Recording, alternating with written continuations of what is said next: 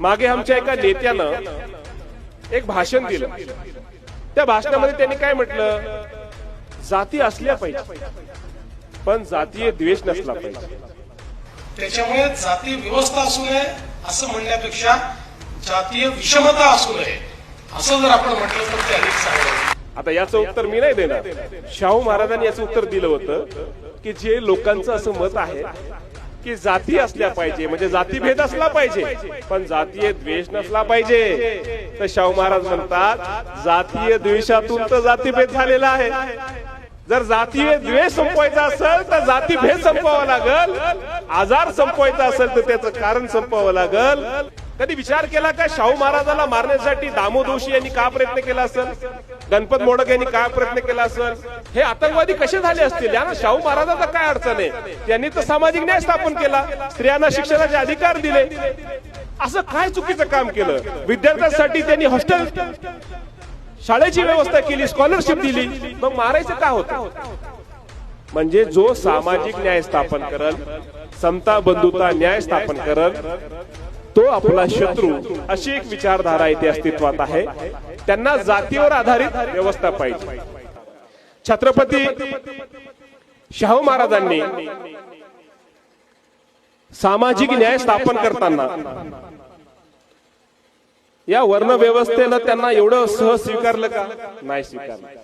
आमच्या बांधवांना माहित नसेल, शाहू महाराजांना मारण्यासाठी बॉम्ब प्लांट करण्यात आला होता। बरं, त्या संघटनेचं नाव काय होतं? शिवाजी क्लब। तुम्हाला विश्वास बसेल का? शिवाजी क्लब नावाची एक संघटना आहे आणि त्याचा हेतू हा आहे की शाहू महाराजांची हत्या करणे। म्हणजे आता शाहू महाराजांच्या पूर्वजांच्या नावानं एक संघटना तयार केली आणि टार्गेट शाहू महाराज सुद्धा आहे। शाहू महाराज यांच्या मुलीचा विवाह होता, प्लान ठरला होता।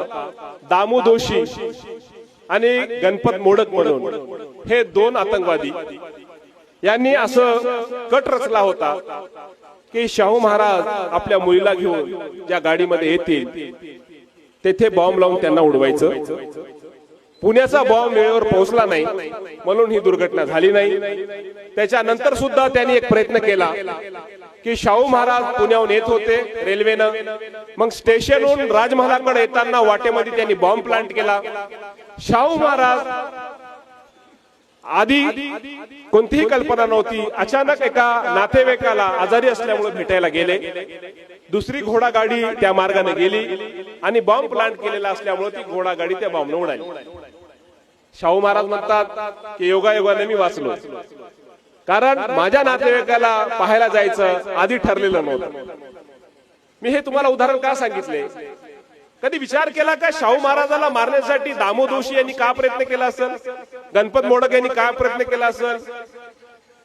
हे आतंकवादी कसे झाले असतील? यांना शाहू महाराजाचा काय अडचण आहे? त्यांनी तर सामाजिक न्याय स्थापन केला, स्त्रियांना शिक्षणाचे अधिकार दिले, असं काय चुकीचं काम केलं? विद्यार्थ्यांसाठी त्यांनी हॉस्टेल शाळेची व्यवस्था केली, स्कॉलरशिप दिली, मग मारायचं का होतं? म्हणजे जो सामाजिक न्याय स्थापन करल, समता बंधुता न्याय स्थापन करल तो आपला शत्रू, अशी एक विचारधारा इथे अस्तित्वात आहे। त्यांना जातीवर आधारित व्यवस्था पाहिजे। मागे आमच्या एका नेत्यानं एक भाषण दिलं। त्या भाषणामध्ये त्यांनी काय म्हटलं, जाती असल्या पाहिजे पण जातीय द्वेष नसला पाहिजे।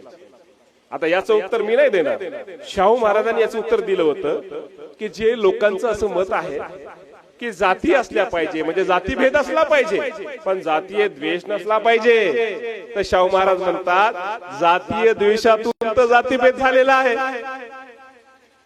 जर जातीय द्वेष संपवायचा असेल तर जातीभेद संपवावा लागल, आजार संपवायचा असेल तर त्याचं कारण संपवावं लागल।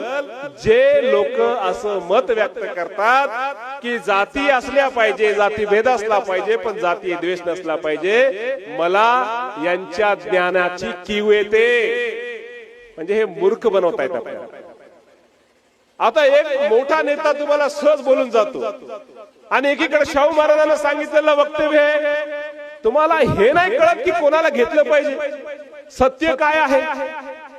अहो पुस्तकामध्ये सुरक्षित आहेत ना आपल्या महापुरुषांचे शिकवणी, पुस्तकामध्ये सुरक्षित असताना सुद्धा आम्ही दिशाहीन कसे असू शकतो?